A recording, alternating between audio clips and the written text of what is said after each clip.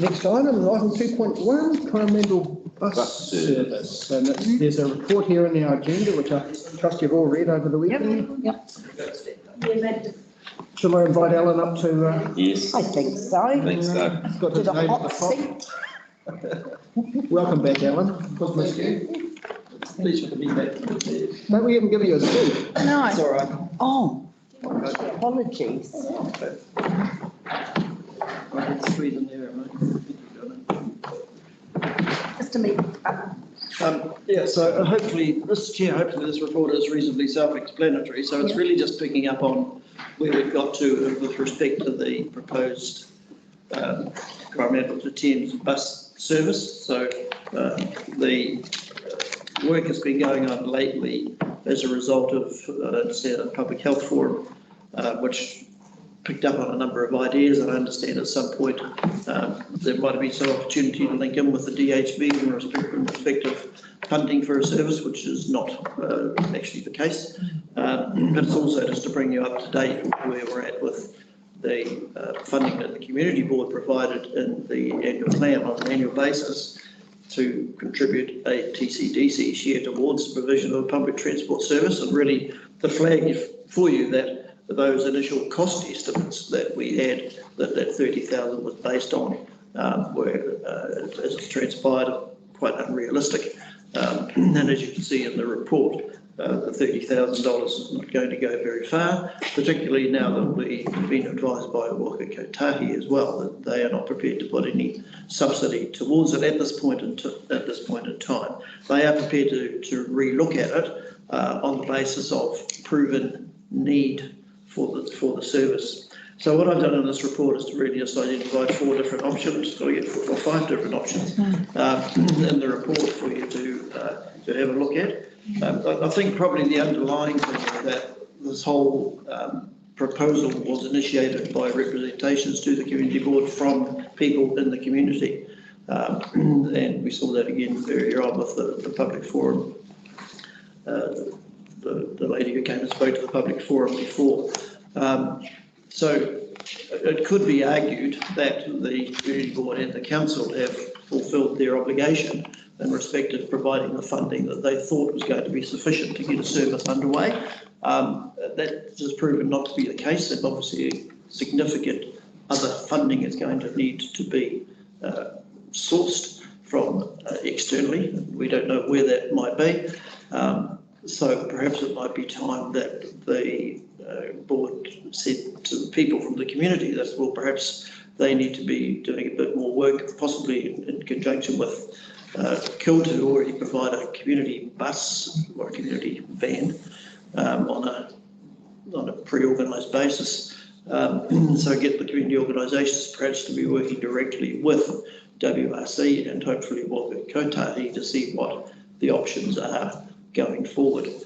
The other aspect of it, and I'll get Ed to speak as well, because the option 5 talks about a district-wide approach. So there certainly is suggestions that Whangapoua and Tairopawanui would like to look at the possibility of public transport for their communities as well, linking back to Thames.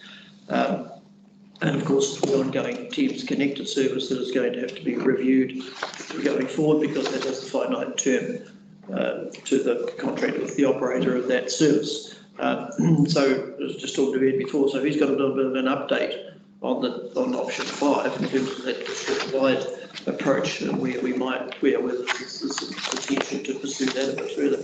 So do you want to come up to pick up on that?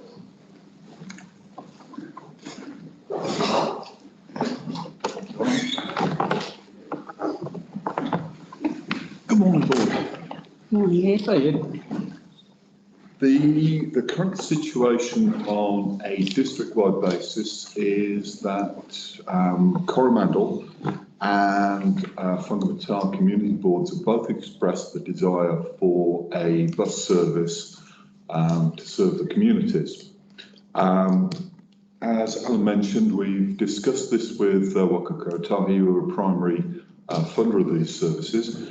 They do not feel that they can fund at this moment in time because they don't have sufficient evidence that there is a community need to generate the service.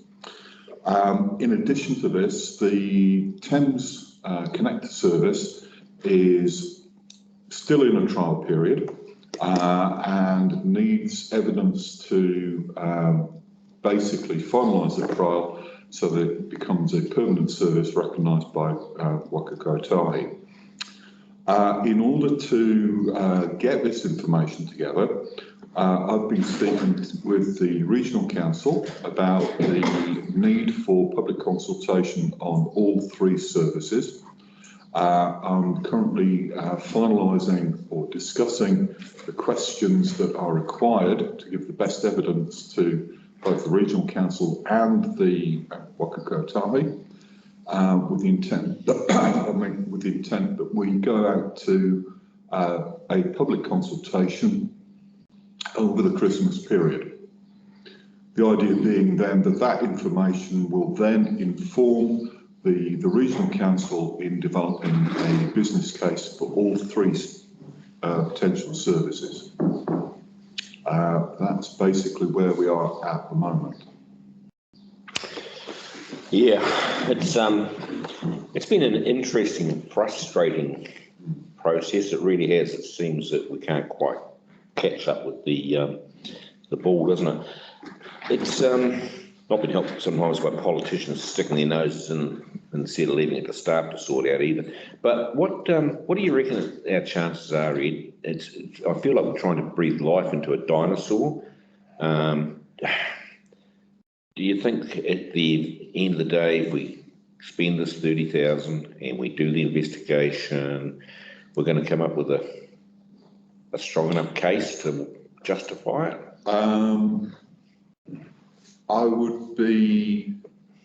I'd be wrong to say that we should discount it at this time. Okay, yeah.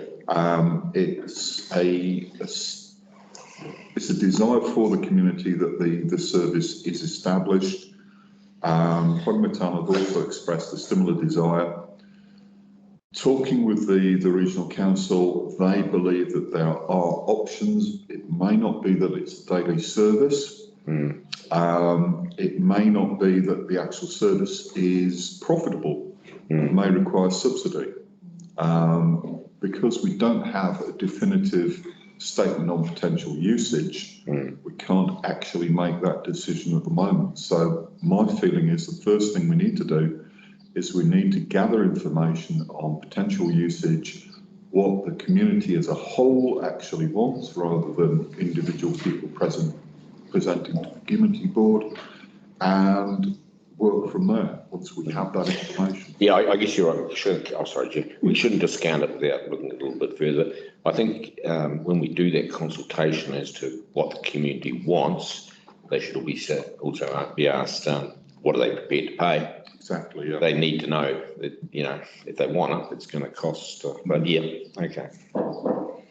Through the chair, I would actually totally discount option 5, it being simply because we did have a big public meeting about the bus, and a lot of information was brought forward, and it wasn't just one person or even a small group coming. It was a very large group of people, and it was part of a survey that was done by Kilt regarding what the needs are for the peninsula, which Linda made reference to this morning.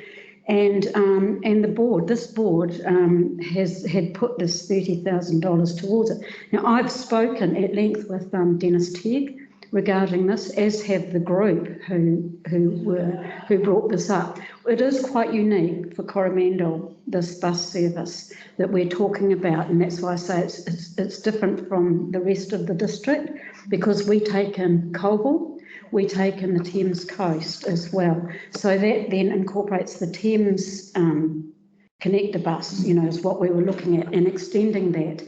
So in my discussions with Dennis Tegg and talking with Mike Noonan regarding a bus service, there was that possibility, like that 30,000 could actually provide a 2 or 3 day bus service to Thames that could connect with Waikato to the Waikato, to hospital appointments, etc. and you know, also appointments with Thames Hospital. If the idea of it going district-wide was, would actually, then we might be at the end of a run that starts in Thames and goes round to Whangapoua, Whirianga, etc. By the time it gets here, the appointments, there's no room for morning appointments in Thames, and then of course we've got to come back.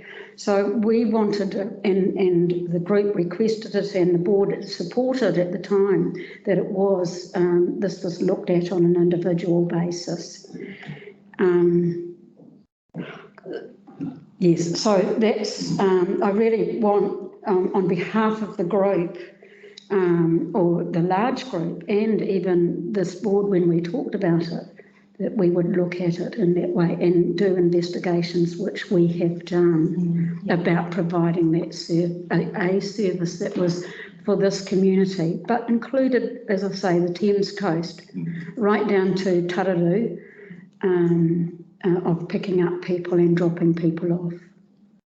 And I agree with Jan. So what I'm getting feedback is there's quite a few frustrated kaumātua and kuia who have no way of getting to Thames now because the community van from Kilt has been stopped. But I think what we, you know, this is my personal opinion, is what we should do is have a trial period where Kilt does pick it up, let it run for 6 months to see how it goes, and then we come back and give feedback. At least then, you know, we'll know where we stand. But Jan's quite right. We've done a lot of work and talking with the community about the bus route. So, Mr. Chairman, just picking up on those comments, so that what these two are saying is pretty much in line with what the recommendation is in this report, and that it's requesting those community groups to actually put a proposal together and to be able to demonstrate back to the community board how the $30,000 may or may not be able to provide some form of connected service. So that was the end of that recommendation. But in light of what he said, I think I would suggest that survey works can carry on across the district anyway, and that will add, I'd suggest that the board should support that well, because that will add to the evidence base that the council as a whole might need to encourage Waka Kotahi funding as part of the whole deal. Yeah. I'd also like to add that the van that Kilt is using now is only a 12-seater, but there is another bus available, I hear, somewhere in Coromandel that we possibly could utilise, or how we utilise it, I'm not too sure. And that one's a 22-seater. I'd agree Okay, with so Alan saying. I've got a couple of points, and the first was we keep talking about $30,000, but to be clear, that's in the LTP, and so that's $30,000 per year. Correct. And the first 3 years is set in stone, but the remaining would have to be resourced again. Well, through Mr. Chairman, it will be reconsidered as part of the 3-yearly review of the long-term plan. Yes. Yeah. So it's not 30,000; it's 90,000 that we're actually over 3 years. Over 3 years, yes. Yeah. So that's number one, and number two. In your report, Alan, you talk about in your conclusion, you talk about options 3 and 4 being the most favourable, but you don't make comment on option 5.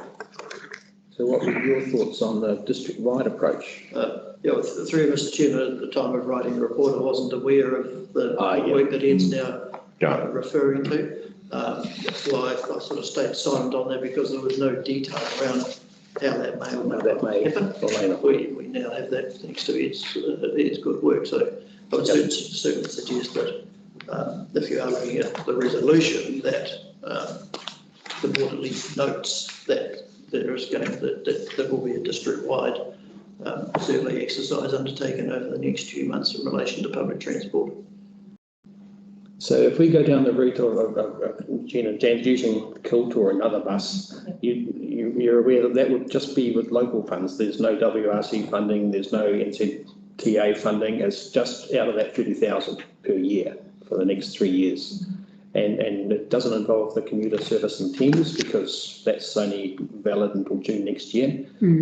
So it'd just be our money. So you wouldn't be looking at a 5-day service. You wouldn't be looking at, you'd be lucky to get once a week. I reckon once a week, lucky. Yeah. Well, yeah. Over and above what the Kilt already do, eh? They do Thursday run, don't they? I do Thursday run. Yeah.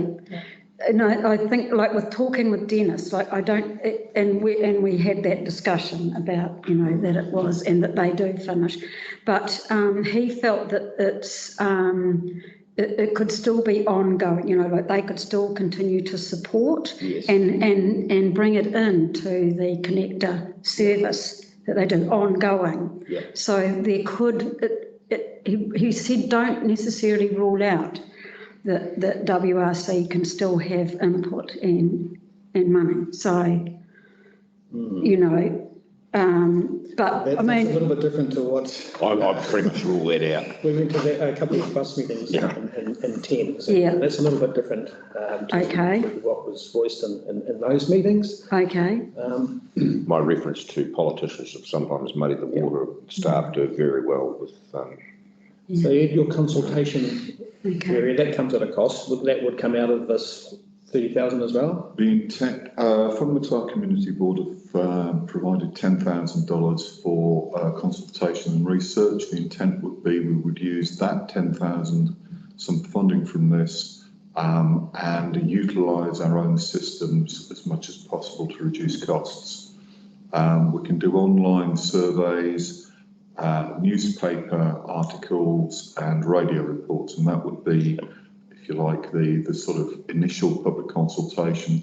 Everyone would be asked to contribute online on a district-wide basis, so this would take into account all the potential communities on the links that will connect in as well, and we therefore get a district-wide view from the residents on what they can what they would like to see, what they can afford, how they would want to see it organised. just a question on that is about the consultation part. So it was part of the LTP that we had a lot of submissions in the LTP regarding this bus service. So I'm just wondering if that information that we got that brought us to this for Coromandel, rather than take funds from, like $10,000 out possibly from Coromandel town, can we not use what was the information that we got in that consultation, because people spoke to those submissions that they made and spoke for a very large group of people. So in a way, we've done that already in this community. So I'm just thinking that to spend that money that we could actually maybe be using that money towards doing something as soon as possible for these people, because it's now that we want it, that, yes, the rest of the communities can do that, because I believe Whitianga's already done it as well, but as has Thames. So I sympathise with Whangapoua, but we were in exactly the same position and we funded it ourselves, like as in the people who did it, and they had the advantage of feeding into the LTP. So I just would like that to be considered in the when it comes to funding from this board, really, or from our community that we've already consulted on. That's taken into account. So where is that data now, Jan, from that consultation, that previous consultation? It's in the LTP. The LTP. Yeah, it was in the LTP process with submissions, and yeah, so that is there. Plus we have had meetings. We've had community meetings, which there will be minutes of.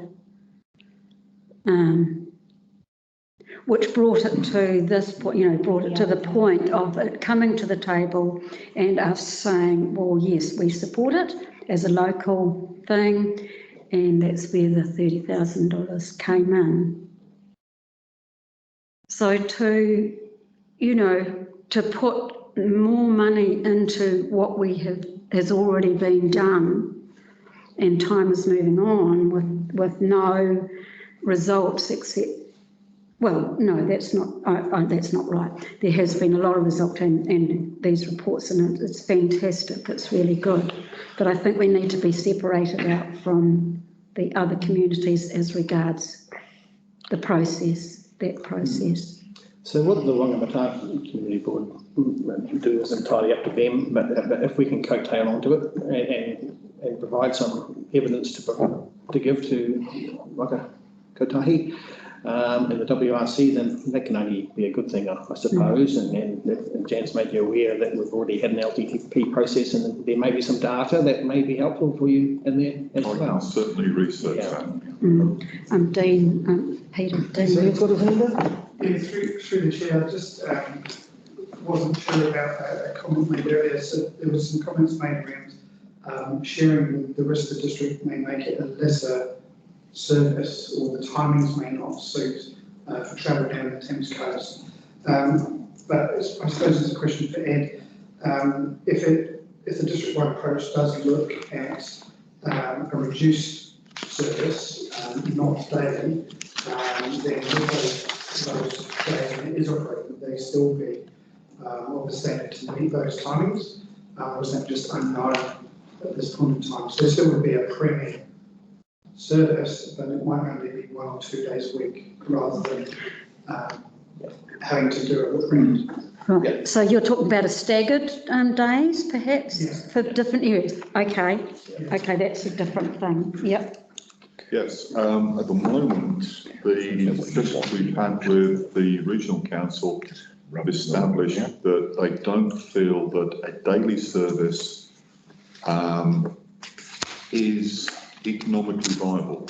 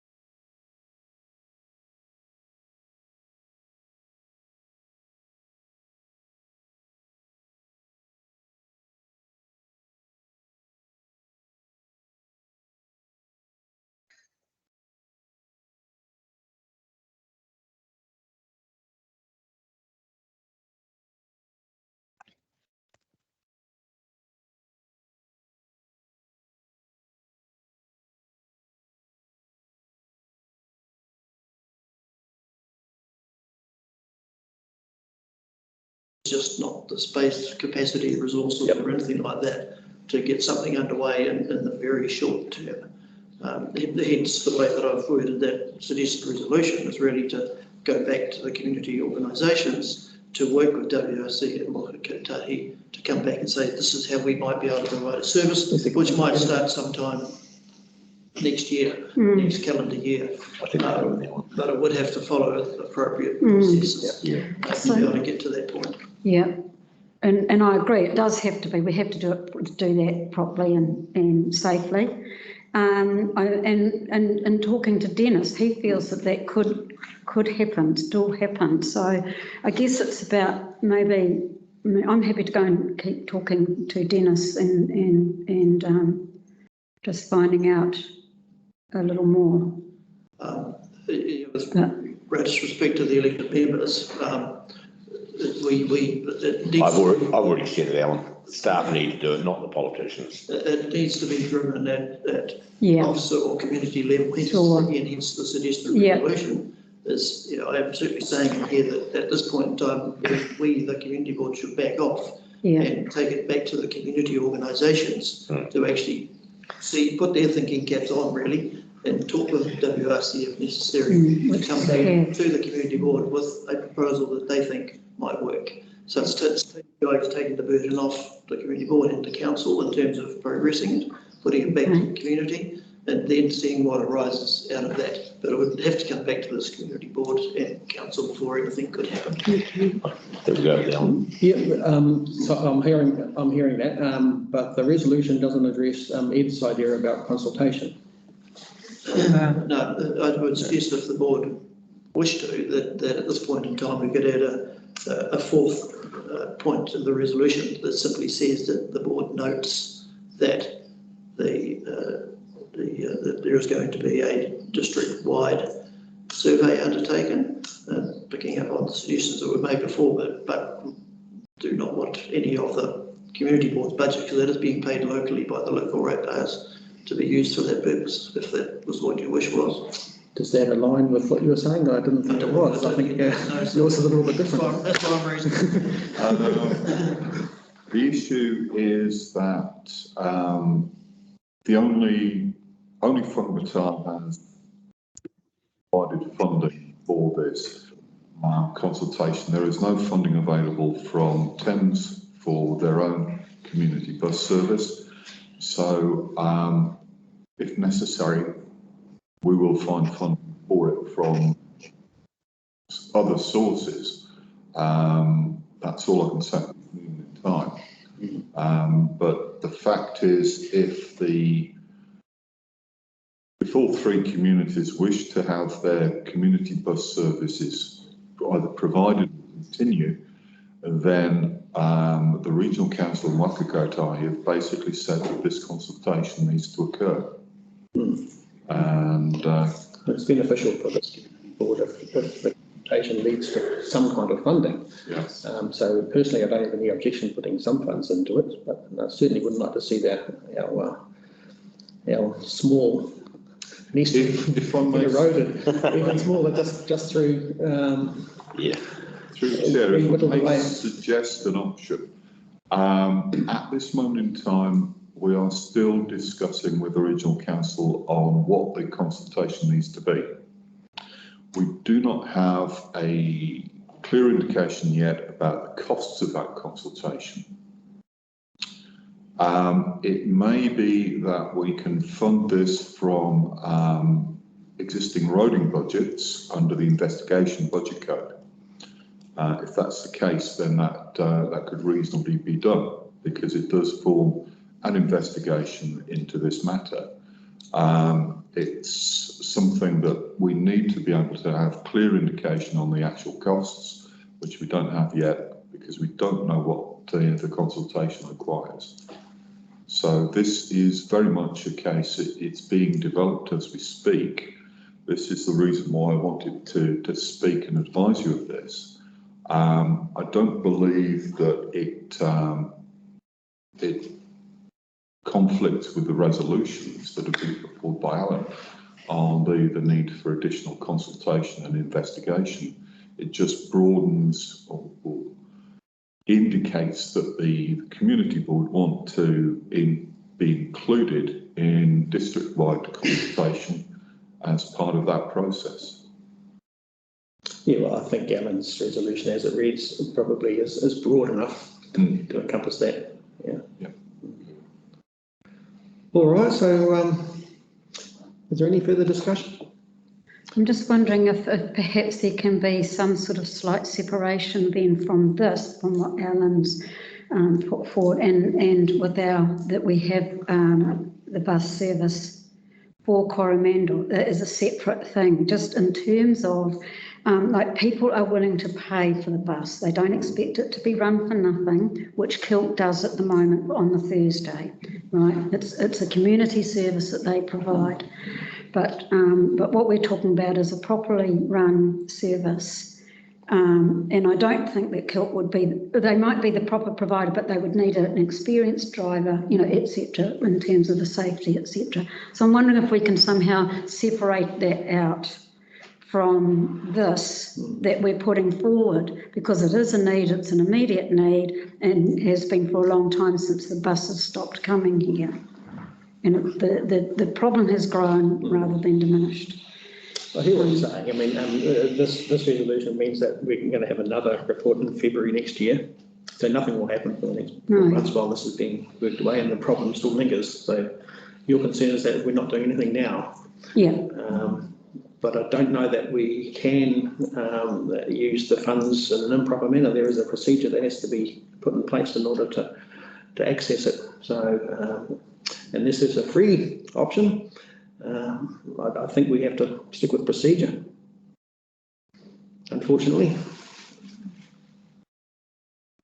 Well, I guess we can put that to the group people, to the people in the group, and just say they might have to find their own thing as an interim measure, although they have tried, of course, but we can take it from there then. How well utilises the current Thursday service? Very. Very. Yeah, we've had to decline people.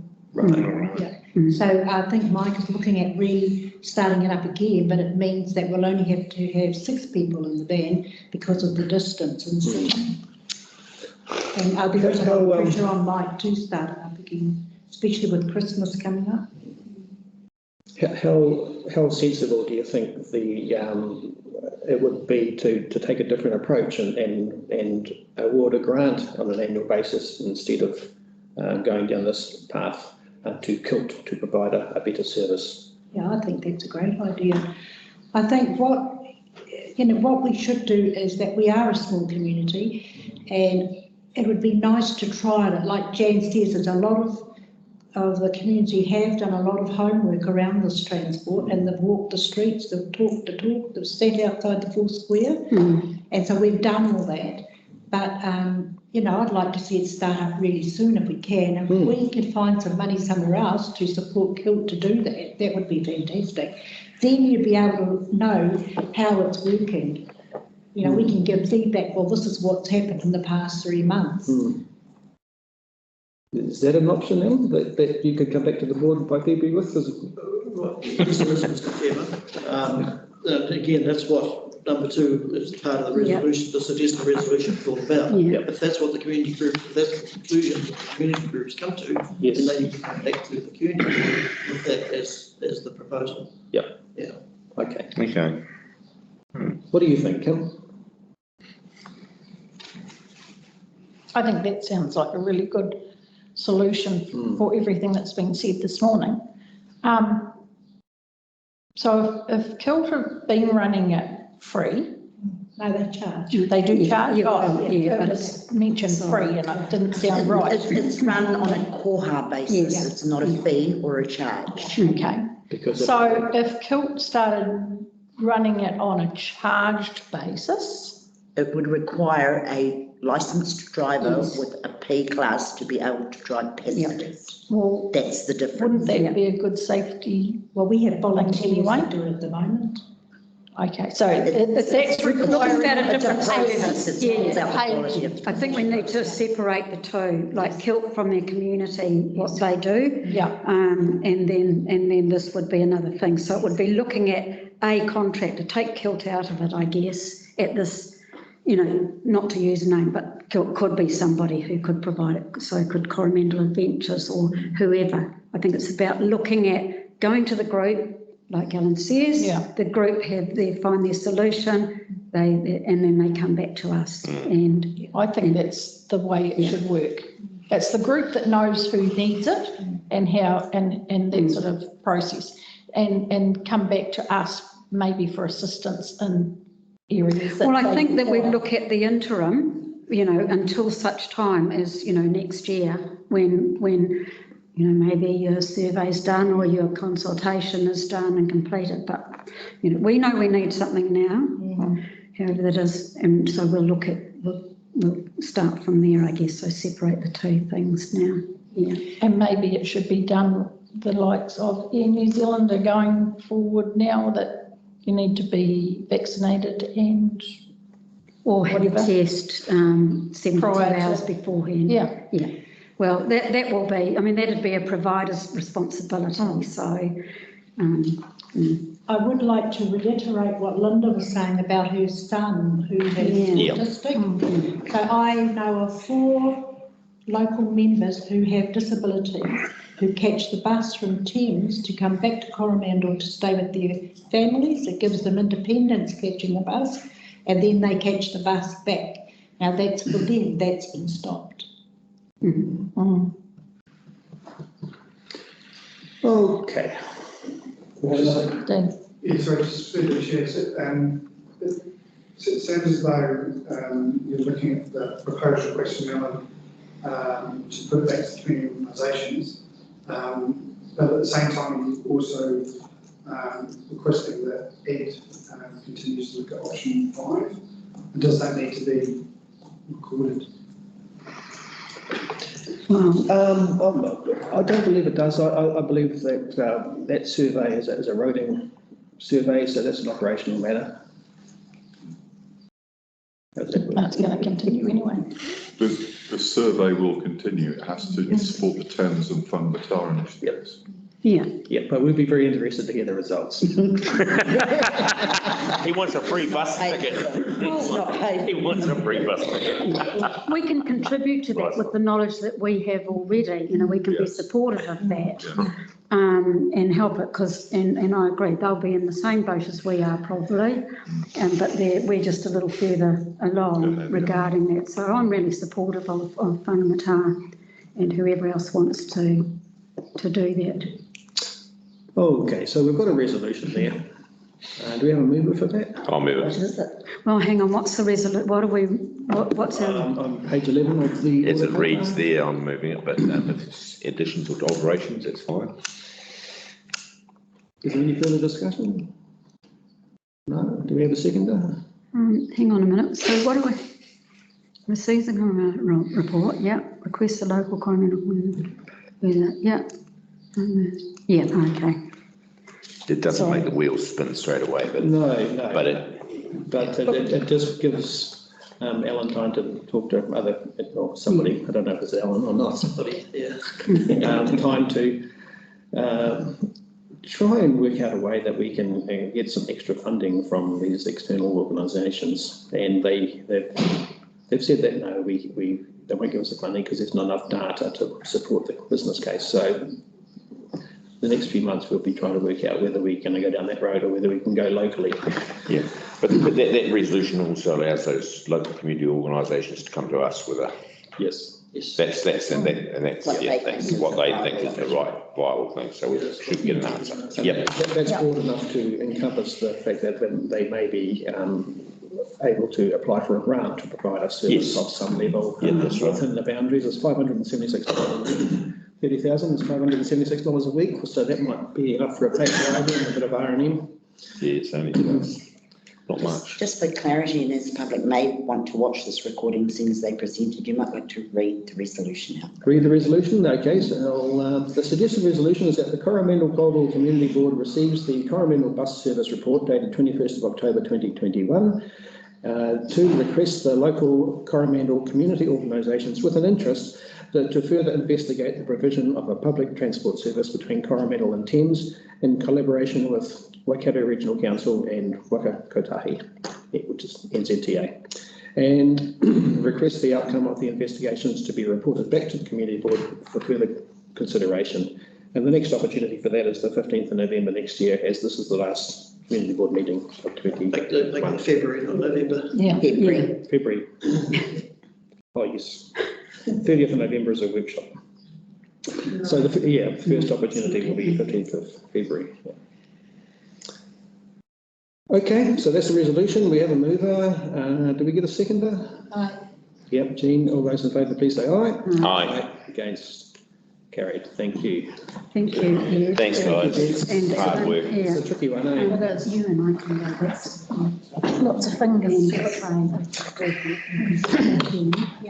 It's not, yeah. You feel like going it alone. Yeah, but Yeah, I know. But it might be stupid to do that too. Yes,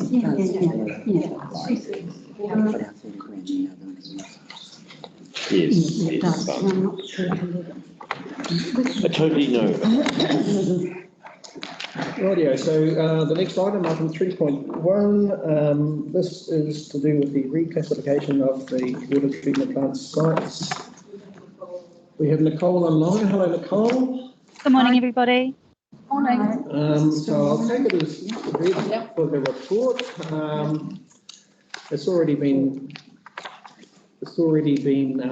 in the public notices, so it's been notified already. Are there any questions for Nicole? No, we dealt with this at our last meeting, This is the procedural. yeah. Yep. So I'll take, do we have a mover for the resolution? Yep, I'll move that. Moved by Jan. I'll second it. Second by Kim. I'll take the resolution as read. It's quite long-winded. Yep. All those in favour, please say aye. Aye. Against, carried. Thank you, Nicole. Great. Thanks, everybody. Bye. Quickest ever. Next item 4.1 on page 20. Yeah. So this, I take it, have we got Derek there? We have got Derek. Hi, Derek. This, I take it, as a change to our normal procedure. Is there anything you'd like to add, Derek, to your comprehensive report? We can't hear you. I'll have to learn sign language. Okay, thanks for that.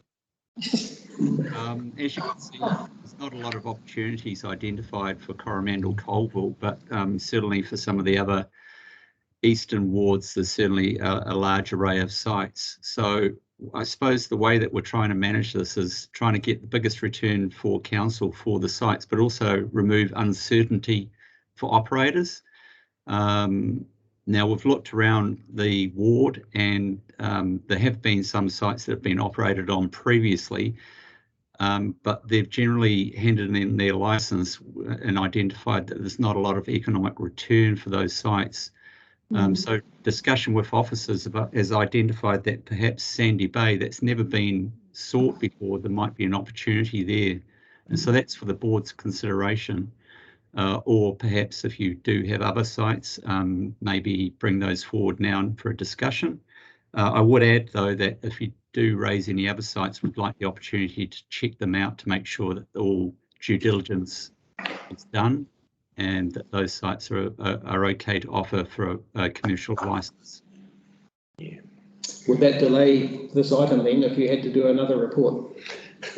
Possibly not. I might be able to answer some of the questions now if they've been previously offered before and somebody's operated there. So I recall in other years, sorry, Jen, I recall in other years that there were commercial operators showing interest in Papaaraha. That's correct. So the fire station reserve there now, we've had a chat internally regarding that one, and because the fire force is in abeyance at this point in time, FENS are hopeful that in the future there will be a fire force that will become operational.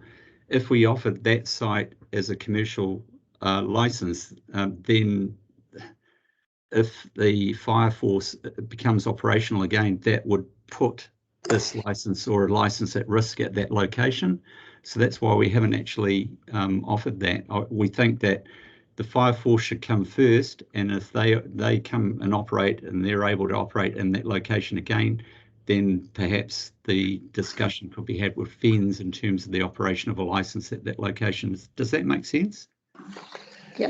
It does, Derek, but have that operator, has she still got a license to operate there at the moment? No, she's handed that in. She did. She was the only interested party. Okay. Yeah. If she's no longer showing an interest in that, I didn't want to cut her commercial base out of it, but she's not interested in it. No.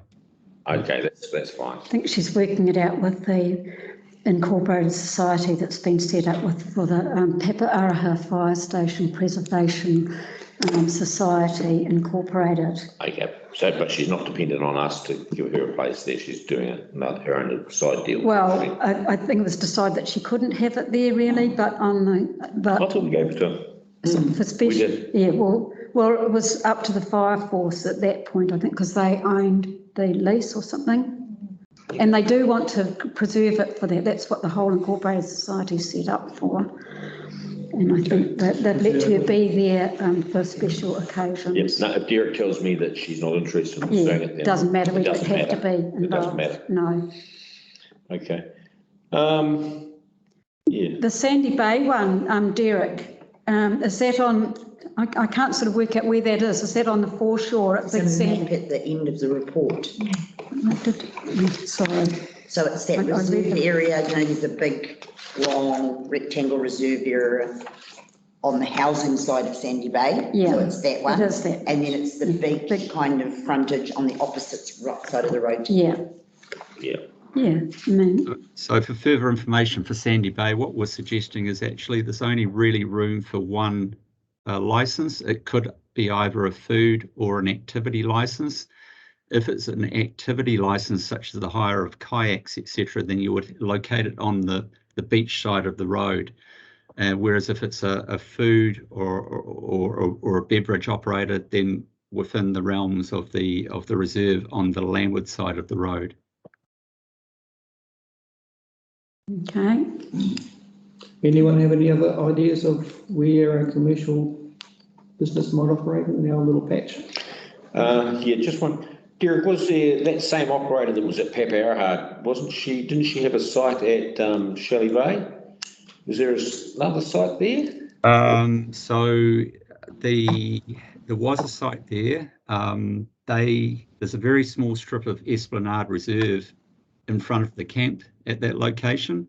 Yeah. And I believe they resolved that by actually pulling back about 5 metres, and as far as I'm aware, they were operating within the camp and not on the reserve.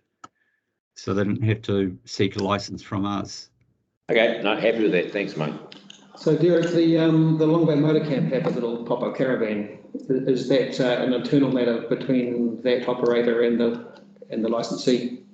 Correct. Yes. So my understanding, I don't operate that lease, but my understanding is that the lease has the ability, the lease for the camp has the ability to operate food, food and beverage within the campgrounds.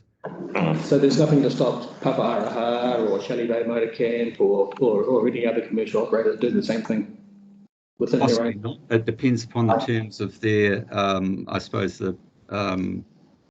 whether there's any resource consenting type issues or not. Yep. Yes, Long Bay operates that one down there, doesn't it?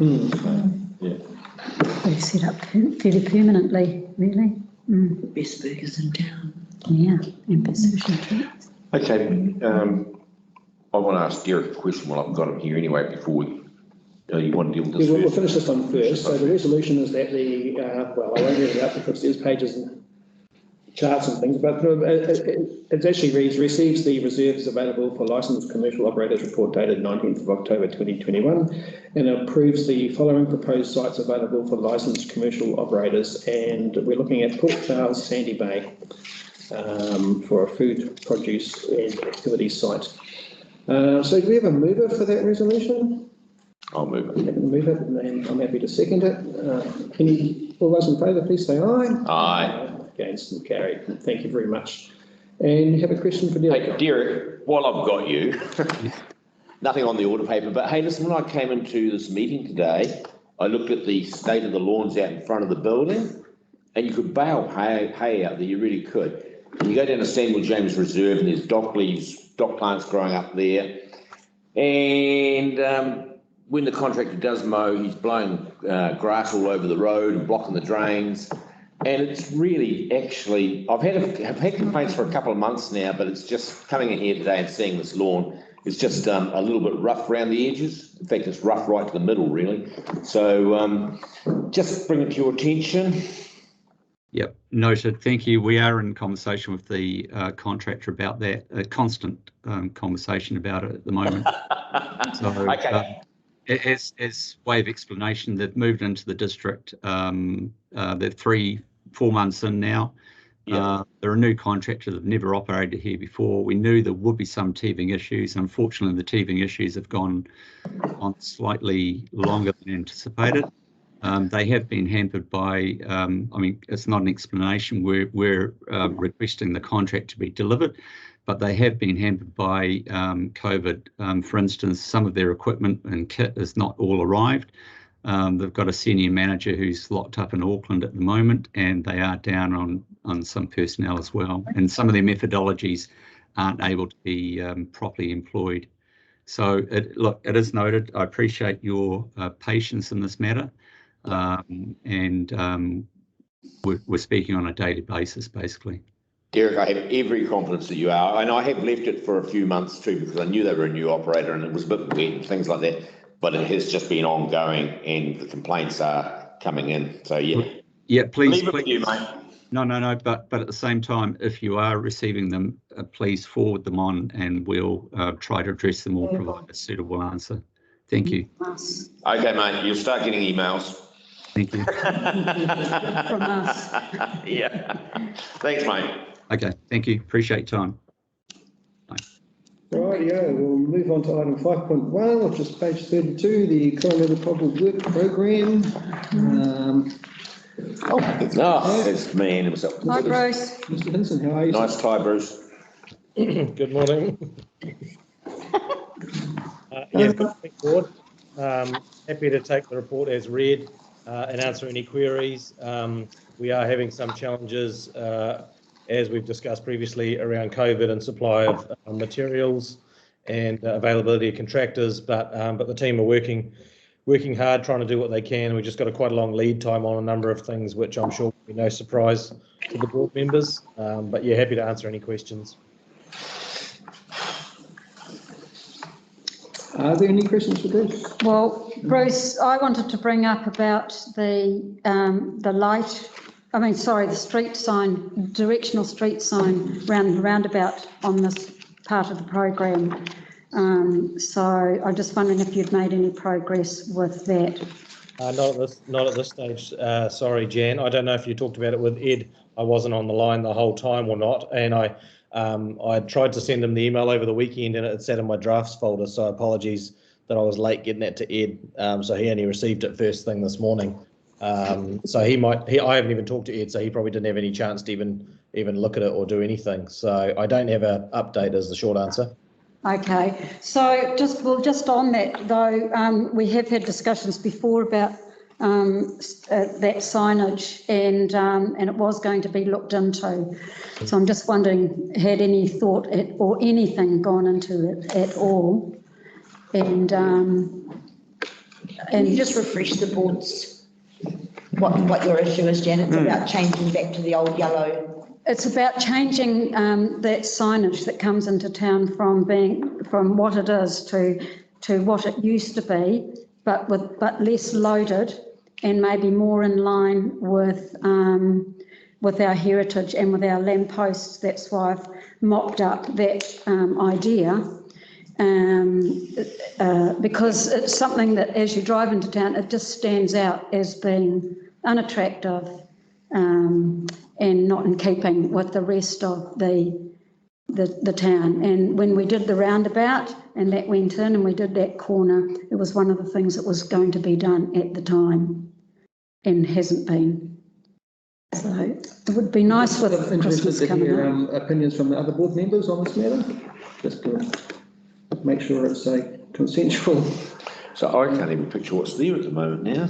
Well, it's a post with, it's got the, It's got the blue fluorescent plates, the blue. white writing like all of the street signs. But Jan's been lobbying to have that particular signpost changed back to the yellow finger directional signage with the black That one got writing. ripped down because someone didn't like What it. they used to look. Well, it was overloaded, it was lopsided, it was, and my suggestion was, and because it was like the wooden one, they said was an issue. Yeah. So that I then suggested and sent that to Bruce, was to say that it's more in line with our poles, our heritage poles for our lamps, and it's unobtrusive. It could be green and cream, and same colour as the Star and Garter, which it's adjacent to, and is not obtrusive, but still directional, gives the directions. How many signs would you hang off it, Jen? 3. 3. One says Wharf Road, one Kapanga Road, and one says Tricky Road. I've sent it to the people who are in the Business Association to get feedback from it, and everybody's in agreement with it. So just to give that feedback as well. There must be certain rules that Bruce has to go by as far as colour. That's what I asked for a long time ago, to be checked out. Okay. It seems to me that there's informative signs on there just leading people to community facilities like the motor camps and things like that, but over time perhaps it's sort of creeped into B&Bs and all sorts of other things. It has. So all of that was taken away. Right. And then a steel pole put up with just these 2 signs, but it doesn't even say Tiki Road. What I'm saying is to finish off our the landscaping of the streetscape in line with the streetscape, that this was the only sign that we said that we wanted to have as part of the streetscape that was in the heritage thing. So it's in our streetscape, which we accepted. But there's parking down Wharf Road there, there's dump stations down there, there's the bike parks down there, there's motor camps down there. So in with that was that we would have, and we talked about this, was a road sign back further at Whangapoua Road, giving those directions with the various arrows. We're just talking about that one central part of town which you drive into and need to know which road is which, because people have, the GPSs, etc. Ed's going to share Ed's going to put some light on I, through the chair, I've seen the email now, read it through, seen the draft for the signposts. We can look at the heritage aspect for the pole. The colours of street signs are set in guidance that's produced nationally. Typically the blue background, white lettering. Yellow background, black lettering is normally reserved for temporary street signs. Except in Queenstown, Arrowtown, and a few other heritage towns around New Zealand, which I have researched. Yeah, I'm afraid I can't comment on those. What I can say is we can look, now I've seen what the email is, I can look into the background of it and come back to you on that. Thanks, Ed. Thank you. Yep. Yep. And I'll have reports down there. Yeah, it'd be good to have maybe a workshop or something like that, rather than at a community board when it's undecided. Yeah, thank you. Okay. So other items on here: Takuma Road, intersection, footpath rehabilitation, pottery lane, streetscape renewals. No questions on any of these?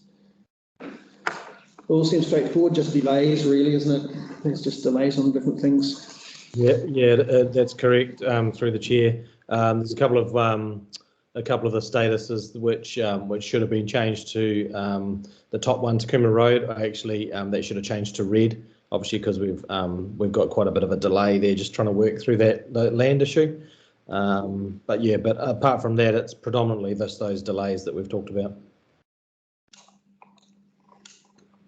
Just the shoreline management plans, the updates is we've had the public meetings last weekend, or the weekend before last, in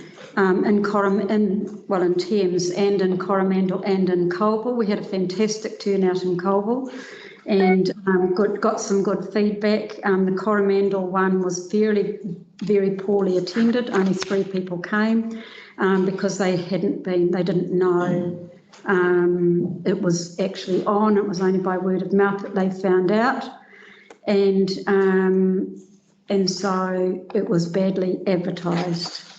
No one saw it anywhere. So to make sure that didn't happen in Colville, the next day we phoned all of the people in the community and had a very good turnout accordingly.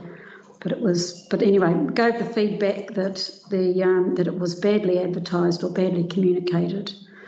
And that's why people didn't turn up. So that's that. But the people who did turn up gave really, really good feedback, which we were able to move forward with.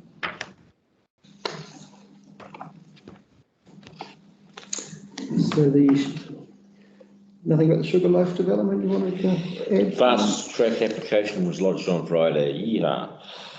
And they accepted it. Well, they haven't rejected it. It's only Tuesday. Yeah, no, so yeah, that's been done. Okay. Bypass Ed, you all happy with that? Through the chair, currently what the codes are here declined to fund the business proposal. I'm talking to the what's it called? The Regional Development Fund people in MIM, the Ministry of MIMB. Not in my backyard. And they'll get to come back to me on that.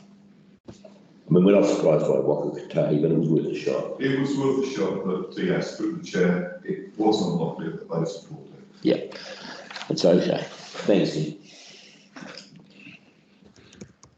If there's no other discussion then the resolution is that we receive the Coromandel-Colville Community Board 21-22 RED Program update, dated 11th October. Do you have a mover on that? I'll move that. We have a second on that. Thanks, Kim. All those in favour, please say aye. Aye. Against, carried. Thank you very much, Bruce.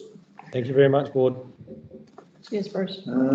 Page 37 now then, which is our action scheduled.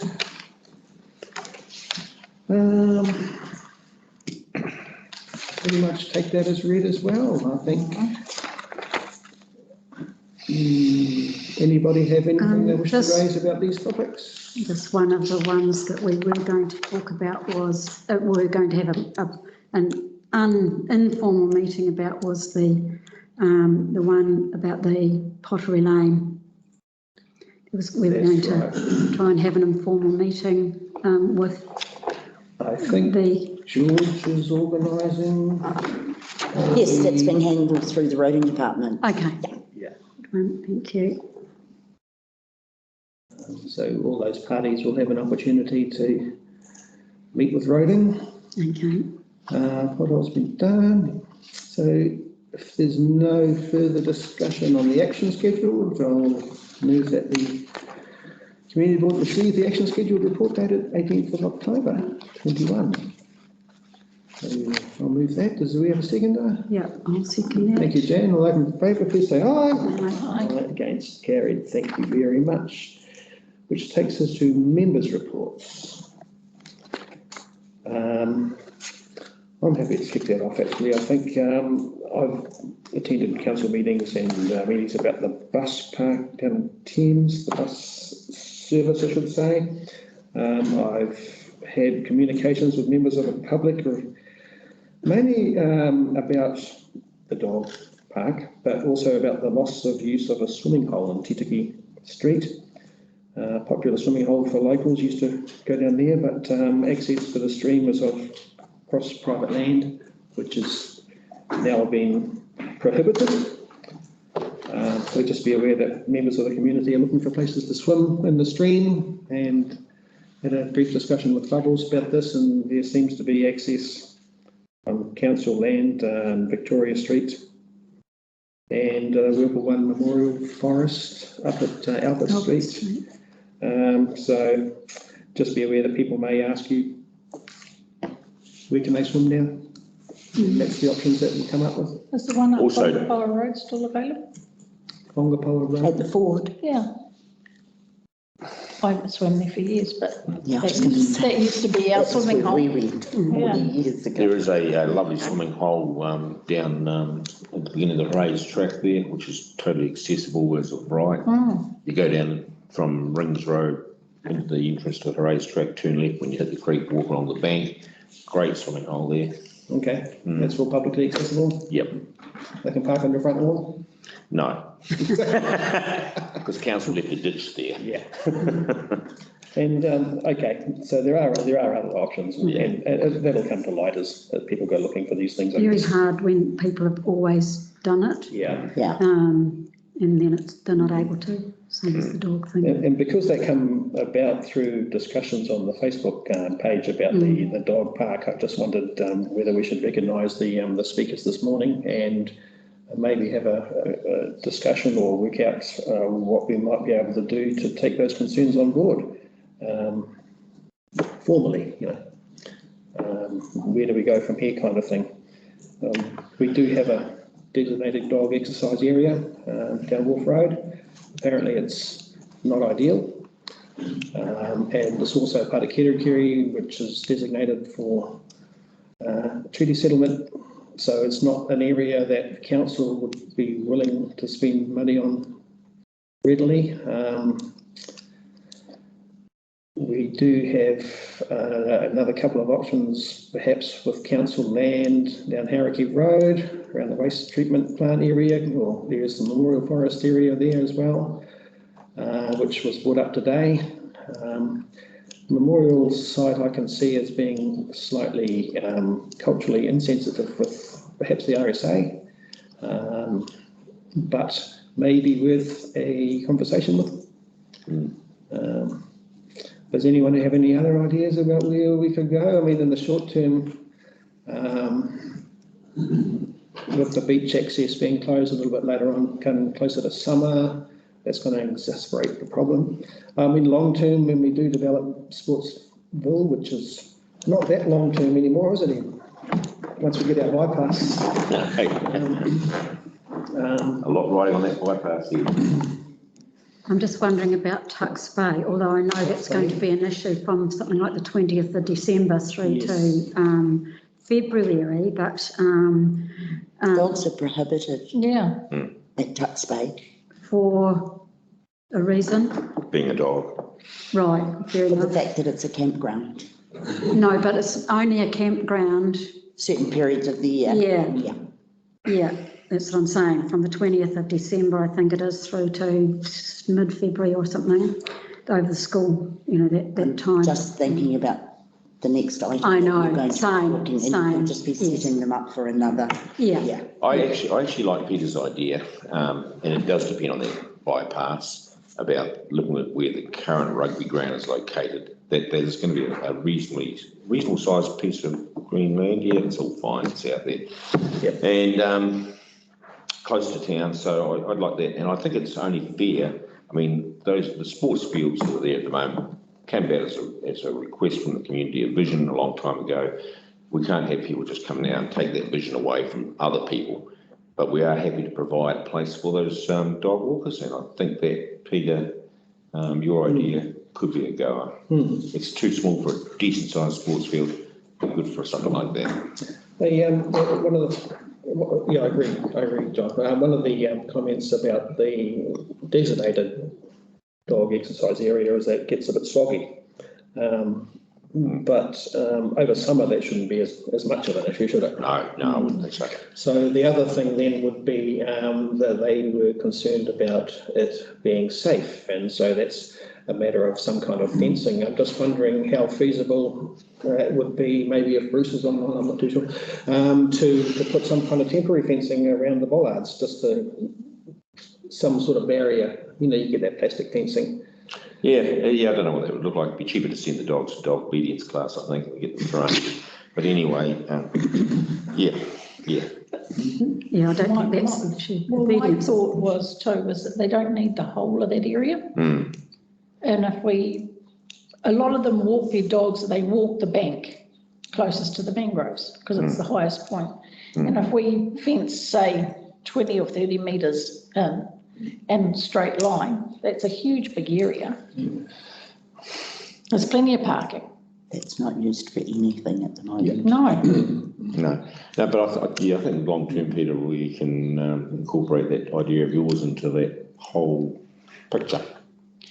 Agreed. Yeah, and that could be a nice one. That could actually good things take time. There's so much Yeah, elderly. but what Kim's saying is that that's a reasonable kind of thing to offer now, isn't it? If there is some form of. And if we could maybe incorporate the dog people to maybe even help with either providing the fencing or some money or something. I mean, if we discussed it with them, we may be able to get it done cheaply.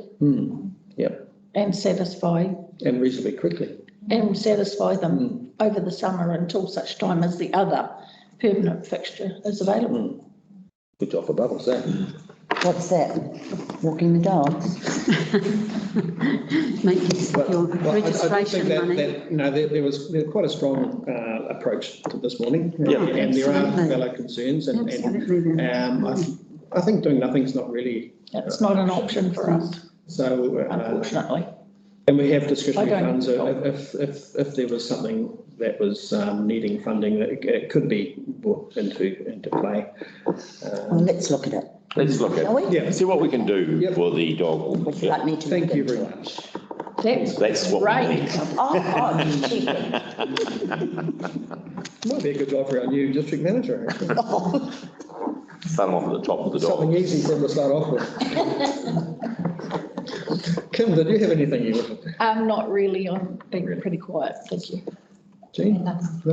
How about you, Jean? I've talked about most of it this morning. One thing I did notice is that the reseal of Pottery Lane is off the thing, and it's due to budget because we're using the budget up on, and I haven't written it down, sorry, where we're using it up, but the majority of the budget is going to reseal somewhere else. No, well, that's not correct, is it?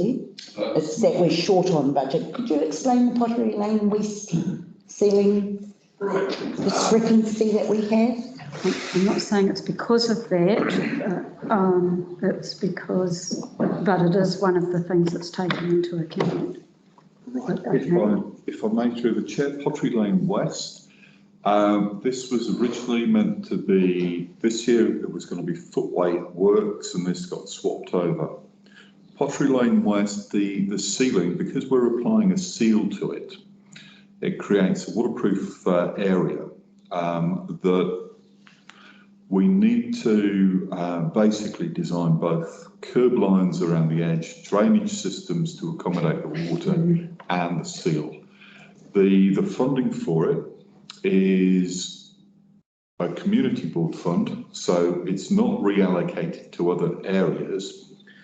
However, as part of our application to Whangapoua under the long-term plan, we applied for additional funding under the far right process, which would be basically double the community board contribution.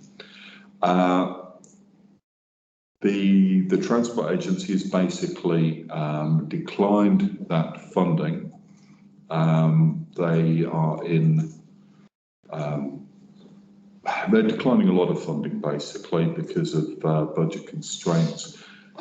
This means that we are, as a council, looking at purely doing the work on the funding that's been provided by the community board only. We're looking at the design and what we need to do in the way of drainage, curbing, etc., any alterations of levels, and we hope to get that completed as soon as possible. Once we've got that, we'll know if we do have a serious budget shortfall on the actual works. But at this time, I can't tell you what the costs are or when the works will be done, but we are still intending to do it, or at least start works this financial year. Okay, So it's about funding. yes, basically. Yeah, the loss of Friends TA funding.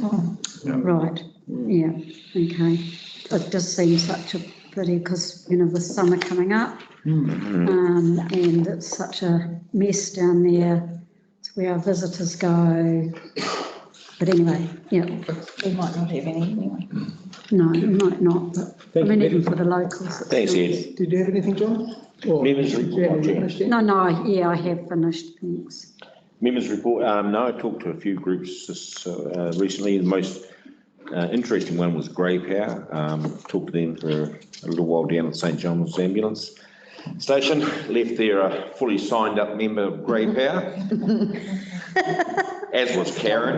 When I got home and told Karen she was now a signed up member of Whangapoua, she wasn't that impressed. But no, it's been an interesting month to talk to a few groups and yeah, just routine stuff. Thank you very much. All right, so we have to have a resolution to receive the members' reports. So I'm happy to move that. Do you have a seconder? I'll second it. Thank you, Kim. All those in favour, please say aye. Aye. Against, carried. Thank you. And so now I need to move that we go into public excluded. I'll move that. Second. Thank you. All those in favour, please say aye. Aye. Against, carried. Thank you. So we'll just wait for the recording to be paused.